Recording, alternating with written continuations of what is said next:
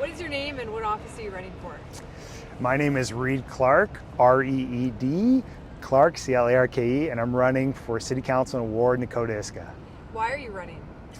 I'm running because, honestly, I love this city too much. I'm born and raised here to not be part of the change, and I think Edmonton has so much opportunity, and now's the time to kind of be part of that shift and that momentum, and I've kind of always wanted to do it, to be honest with you, and this is just sort of the right time and moment for me to step up and to serve.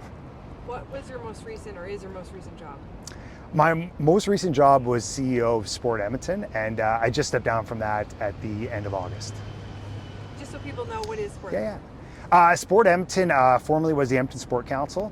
So it is an organization that promotes sports in the community, and we went through a rebranding when I took on the CEO position last year and really try to tie in everything that goes with sports in the community, from kids to seniors to newcomers, every sport, every kind of recreational activity. So it's a big advocate for sports in the city. If you are elected, what would be your first priority to fix?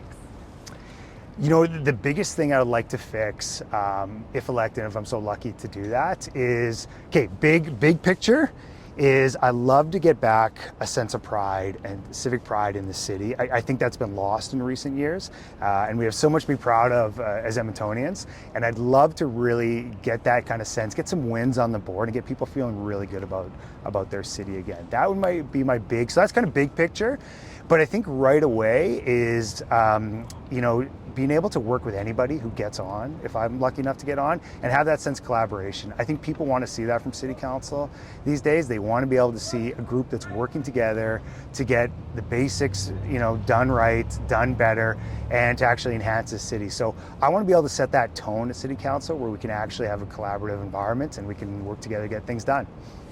How would you balance fiscal responsibility? Yeah, I mean, our financial situation in the city of Edmonton, as most people know, is not great, and we're going to have to take a hard look at that. One of the first things this council is going to do is make, you know, amendments and changes to the budget. So we're going to have to look at everything. There's a new zero-based budgeting approach, which I think can be, you know, really helpful to be looking at kind of every line item and see what are the priorities we spend and really start there and build out the budget. Construction and long timelines are definitely frustrating Edmontonians. What would you change about how Edmonton plans and delivers these projects?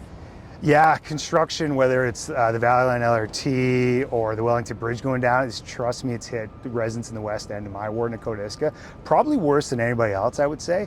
And you know, with that, it comes down to coordination. We have to be able to plan these things better. So if one bridge goes down, one road gets shut down for LRT, we stick to those timelines and we were able to adapt quickly so we can still get people moving around, whether they're on transit, they're on bikes, they're on cars. That has to be the biggest thing, because people in the city go all over the place. They don't have jobs where they just work centrally. They drive around all over the city for different kind of jobs. They have to take their kids to, trust me, I know, soccer practice, basketball practice all over the city. So people have to be able to get around, and it's a big advantage to be in the city like Edmonton that you can get around this city in a reasonable amount of time. So we have to make sure that's still applicable. How would you make Edmonton safer? Yeah, I think one of the first things, we do have a new police chief, so that just got appointed, I think, last week. So I think having a new relationship with the EPS, be able to kind of reestablish, you know, how they kind of do their training, how their officers interact with the public, how they do community policing is going to be a really important place to start. So I think if we start there, we can kind of set some new guidelines on exactly how we want our streets to be safer, because it's a big concern I'm hearing at the doors all across the ward, Nakota Isga, all through the West End. Where do you stand on infills, and what is the path forward? Yeah, great question. So in my ward, specifically in the West End, definitely in the mature neighborhoods, and there's probably about 20, 25 mature neighborhoods in the ward. Infill is a huge issue and it's been brought up all the time. And quite simply, the bylaw needs to be changed and amended. So we need to make some adjustments to that so we can actually respect the mature neighborhoods and the character they have them. Density can happen, infill can happen, but there has to be a better way forward as we make these developments and as we densify these neighborhoods. And we need to have more community say. What I'm hearing at the doors is, you know, the input wasn't there, hasn't been heard, and their voices don't feel like they're being listened to at City Hall. So we need to make those changes. I asked about fiscal responsibility, right? Yeah, you did. Yeah. Sure. What do you think about the city's relationship with the province and how it should be? Yeah, you know, the province obviously plays a huge part in any kind of municipal government, whether it's Edmonton or any other city in the province. And we have to be able to work with them, whether we agree with everything they do or we don't. We have to have that kind of working relationship where we can sit down at a table and try to figure things out, because they have the resources and the funds that we really need access to actually make a change in this city. So, you know, being able to have that collaborative kind of relationship is something I want to be a part of and want to set that tone, make that change. What is your vision for Edmonton? Yeah, my vision for Edmonton's big. I mean, I'm a big City of Champions proponent. I think that slogan means so much more than just sports related. I think it means actually for the spirit of Edmontonians. And my vision is really, I want everyone to be proud of this city again. I want them to, you know, to want to invite all their friends from across Canada to be in Edmonton, to show them all the great things that we have, whether it's festivals, sports, attractions.